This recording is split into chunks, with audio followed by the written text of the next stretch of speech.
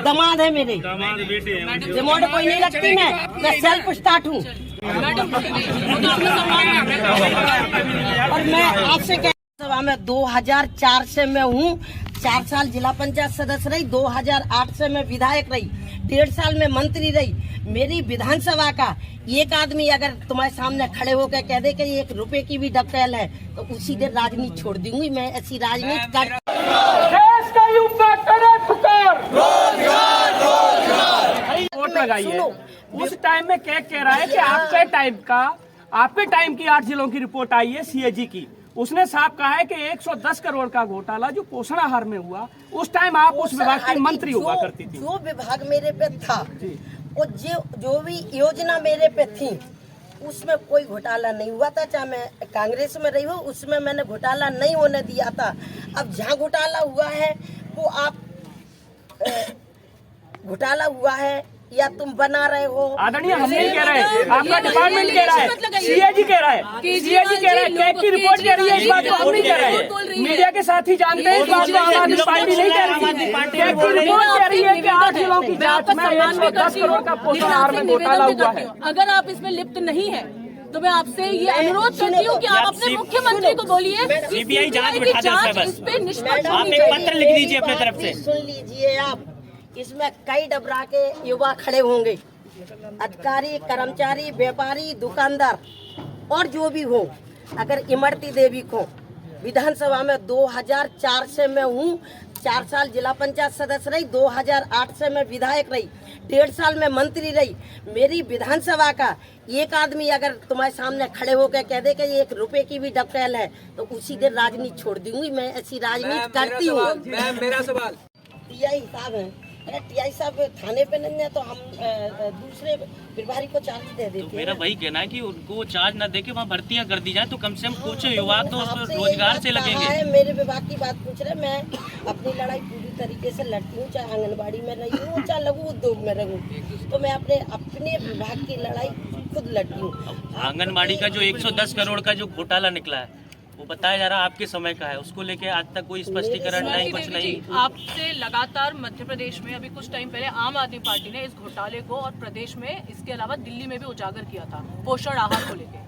हमने आपसे, जब आपका एक स्टेटमेंट आया था डबरा से, तो हमने ग्वालियर से एक स्टेटमेंट दिया था कि अगर आप इतनी निष्पक्ष मानती हैं अपने आप को और आपको ये लगता है कि आपने कोई घोटाला नहीं किया, आप कहीं पर भी इसमें लिप्त नहीं है, तो आपने सीबीआई की जांच के लिए क्यों अपनी मांग नहीं हमारी स्वीकार की? शिवराज सरकार जब दिल्ली से भी हमारे मुख्यमंत्री ने यहाँ पर बोला कि सीबीआई जांच की मांग की जाए मध्य प्रदेश में, और पिछले 15 जो महीनों में था उस समय आप ही महिला बाल विकास की मंत्री थी और आज भी आप एक मंत्री हैं, क्या आपका फर्ज नहीं बनता कि अगर आप उसमें लिप्त भी नहीं है, मैं आपसे कहना चाह रही हूँ सभी के माध्यम से, अगर आप लिप्त नहीं है तो क्या आपका नहीं बनता कि आप बिल्कुल सरकार से, अपने मुख्यमंत्री से कहें ये जो करोड़ों का घोटाला हुआ है ये मेरे मासूम बच्चे थे, मैं आंगनबाड़ी की नहीं, आपको इसके लिए बोलना चाहिए था कि नहीं? हम बता रहे ना आपको, अगर जहाँ से तुम आई हो वहाँ से नहीं आई हो, मैं आई हूँ। सुनो, तुम अच्छे घर से आई हो, अच्छे खान पीन से आई हो, और कॉलेज से आई हो, स्कूल से आई हो।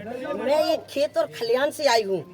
फिर भी मैं जब महिला बाल विकास में थी, जब कोई घोटाला नहीं था, और जब कांग्रेस की सरकार थी, कांग्रेस की माननीय कमलनाथ जी की सरकार थी, और मैंने स्मृति ईरानी से, बीजेपी की मंत्री से, महिला बाल विकास मंत्री से, स्मृति ईरानी से मैं मध्य प्रदेश में 3 अवार्ड लेके आई थी, जबकि भारतीय जनता पार्टी की सरकार थी दिल्ली में, केंद्र में, और राज्य में थी कांग्रेस पार्टी की।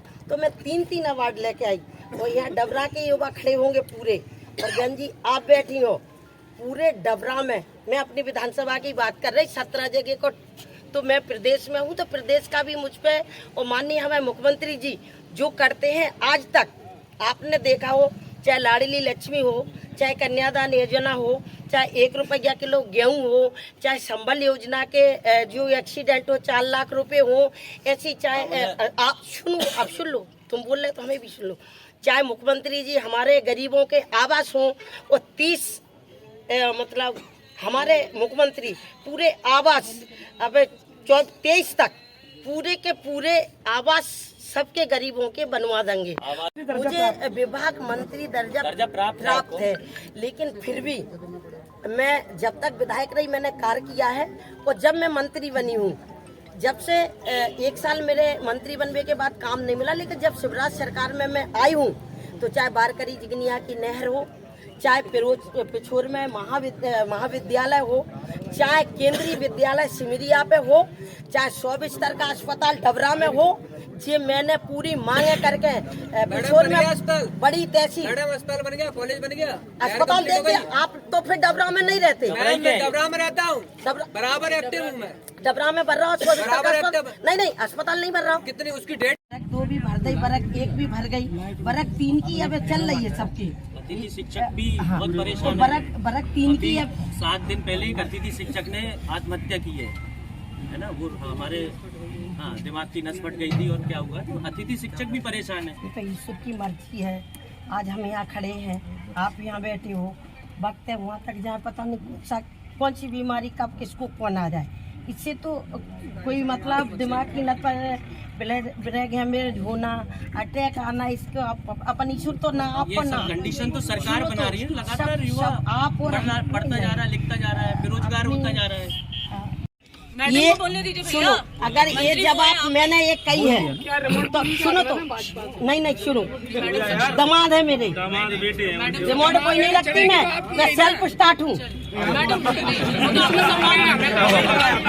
और मैं आपसे कह रही हूँ, रोजगार की बात करो ना। सुनो भैया, अगर मेरे मुँह से ये सुन ली हो तुमने कि ये जमीन सरकारी है, वो जमीन हमारी है, अगर तुम बता दो या पूरे तुम राजनीति छोड़ जाना, ना तो मैं राजनीति छोड़ दूंगी। ऐसे नहीं कहा, ऐसे नहीं कहा।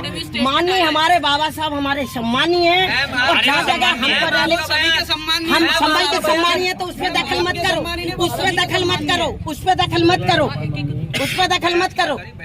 जहाँ मुझे चाहिए था वहाँ बाबा साहब का पार्क होगा, ये कही थी मैंने, और मैं बनाऊंगी। मैं बाबा साहब को बहुत मानती हूँ, इसलिए मैंने ये नहीं कही होगी कि जो सरकार जमीन सरकारी है वो हमारी है, ना मैं कभी बोल सकती हूँ। और एक भाषण में बता दूं, या तो आप सब चले जाओ या मैं राजनीति से छोड़ दूंगी।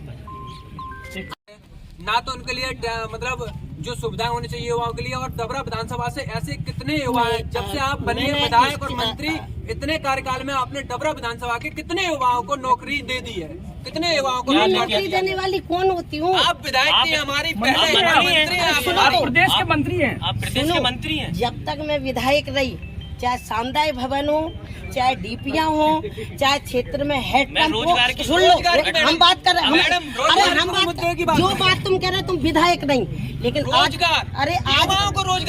आज के विधायक से पूछो, तुमने एक हेड पंप पूरे डबरा विधानसभा में कहाँ लगवाया? रोजगार होगा, हेड पंप हम खुद लगवा लेंगे।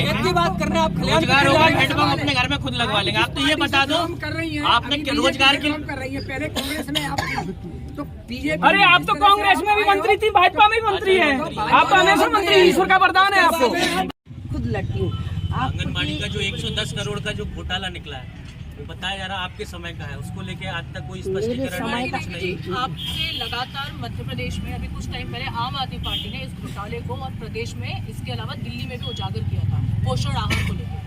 हमने आपसे, जब आपका एक स्टेटमेंट आया था डबरा से, तो हमने ग्वालियर से एक स्टेटमेंट दिया था कि अगर आप इतनी निष्पक्ष मानती हैं अपने आप को, और आपको ये लगता है कि आपने कोई घोटाला नहीं किया, आप कहीं पर भी इसमें लिप्त नहीं है, तो आपने सीबीआई की जांच के लिए क्यों अपनी मांग नहीं हमारी स्वीकार? जब दिल्ली से भी हमारे मुख्यमंत्री ने यहाँ पर बोला कि सीबीआई जांच की मांग की जाए मध्य प्रदेश में, और पिछले 15 जो महीनों में था, उस समय आप ही महिला बाल विकास की मंत्री थी, और आज भी आप एक मंत्री हैं। क्या आपका फर्ज नहीं बनता कि अगर आप उसमें लिप्त भी नहीं है, मैं आपसे कहना चाह रही हूँ सभी के माध्यम से, अगर आप लिप्त नहीं है तो क्या आपका नहीं बनता कि आप बिल्कुल सरकार से, अपने मुख्यमंत्री से कहें, ये जो करोड़ों का घोटाला हुआ है, ये मेरे मासूम बच्चे थे, मैं आंगनबाड़ी की नहीं, आपको इसके लिए बोलना चाहिए था कि नहीं? हम बता रहे ना आपको, अगर ये काम सब हम करेंगे तो तुम कहते हो आप इतनी हमारी ताली इस बात के लिए, हम ही लड़ेंगे, आप सिर्फ जीत कर वहाँ जाएंगी और लड़ाई हम लड़ेंगे, हम इसके लिए बिल्कुल तैयार हैं। आपका कहने का मतलब है कि लड़ाई हम लड़ें। सभा में 2004 से मैं हूँ, 4 साल जिला पंचायत सदस्य रही, 2008 से मैं विधायक रही, 1.5 साल में मंत्री रही। मेरी विधानसभा का एक आदमी अगर तुम्हारे सामने खड़े होकर कह दे कि 1 रुपए की भी डकैल है तो उसी दिन राजनीति छोड़ दूंगी। मैं ऐसी राजनीति करती हूँ। मेरा सवाल छोटा सा सवाल है।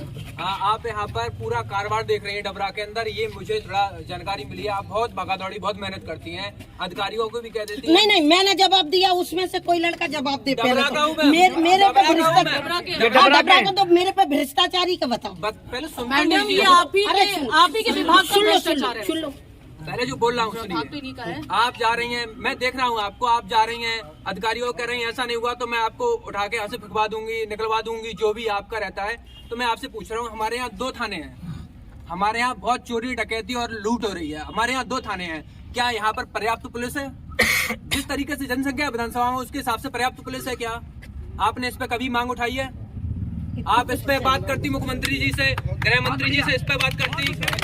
और सुनो, गृह मंत्री, ये बात गृह मंत्री और मुख्यमंत्री से करने की है ही नहीं, ये बात हमने एसपी के करने की।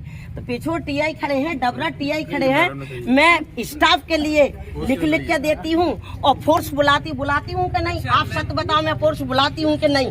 जब भी अब मंडी में जाम हो रहा हो तो आपने देखा होगा, मैं 12 बजे, सुनो तो, अरे सुन लो, 12 और 1 बजे तक मैंने मंडी में खड़े होकर टीआई को लेके, बाहर से टीआई बुलवा के और ग्वालियर से 8 10 फोर्स बुलवा के मैंने रात भर जाम खुलवाया कि हमारे बच्चे जो बसों से आ रहे, हमारे दुकानदार गांवों से हमारी महिला आ रही।